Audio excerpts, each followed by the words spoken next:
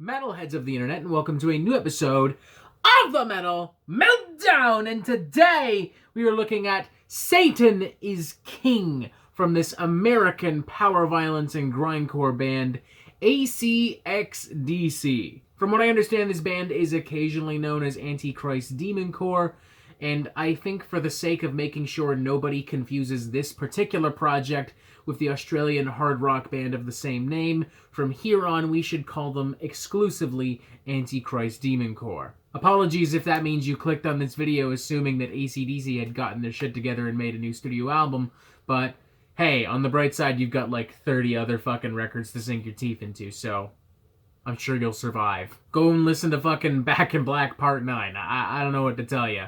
Especially because this ACDC, or as we will now call them, Antichrist Demoncore, does not play particularly friendly, fun, straightforward rock and roll. They play music that is sharp, visceral, bloodthirsty, caked in grit, sweat, tears, and static. It's music that exudes and vents not just sonic outrage, but lyrical outrage as well. Outrage towards modern political institutions, municipal and federal law enforcement organizations and programs, capitalism, systemic oppression, the troubling presence of propaganda in our modern daily news cycle, all the while twisting Satan into a new symbol of rebellion and independence, while also twisting him back to poke and prod at more mainstream outlets and entertainment. For instance, the title of the record itself is a direct inverse and jab at born-again Christian Kanye West and his now infamous record, Jesus is King. A record which arguably saw Kanye doing the same thing with Christianity,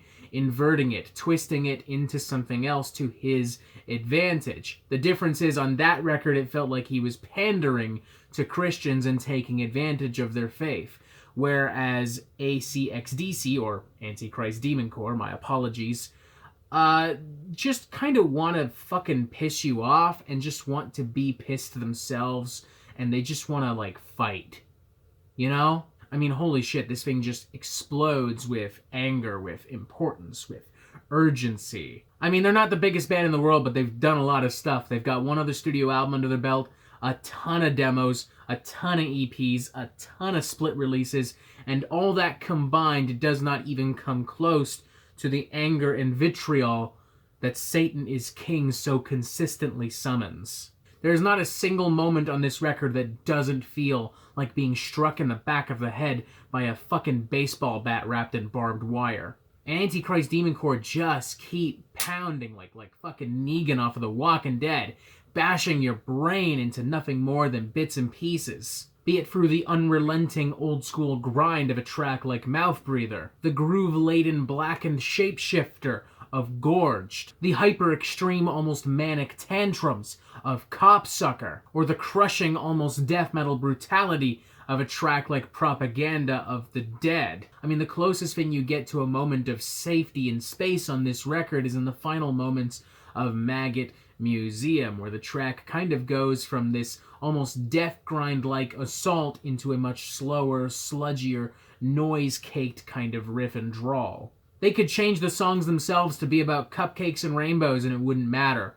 The music alone would still make it utterly devastating from beginning to end. But of course, I'm sure as you may have already guessed, the lyrical themes being what they are certainly do help in making this album feel as potent and powerful as it is. There's a real sense of sincerity running through the tracks that transform these blistering little ditties into true anthems of anarchy, destruction, and change. One that reminds me a lot of the recently released Colony Collapse from Worm, as well as some early Full of Hell and even classic Napalm Death. But of course, the sound mix certainly helps as well. This has to be one of the best produced grindcore power violence records I've heard in a very long time. Everything is surprisingly quite clear and transparent in the mix, despite this inherently being such a noisy and chaotic sound. Mad fucking props especially to Taylor Young, the producer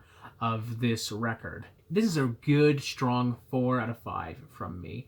I was initially going to give this maybe closer to a 3.5 out of 5, but as I spent more time with the record, as I began to sink my teeth further into Satan is King's Flesh, I began to appreciate more and more just everything the band have accomplished here. I love the tone, the concept, the anti-authoritarian themes. I love how all of this feels so urgent now in 2020, an election year dogged by a global pandemic. And I love how diverse and dynamic the record is. I love that it pulls from all these different shades and colors of hardcore metal and extreme music, feeling so fluid without losing focus. And I love that as a result, Antichrist Demoncore have created the rare type of album that can appeal to a lot of different types of listeners within the extreme music community, whether you consider yourself to be politically active or not. Granted, it certainly helps, and I'm not just saying that because Antichrist Demoncore seem like the kind of guys that would regularly pick fights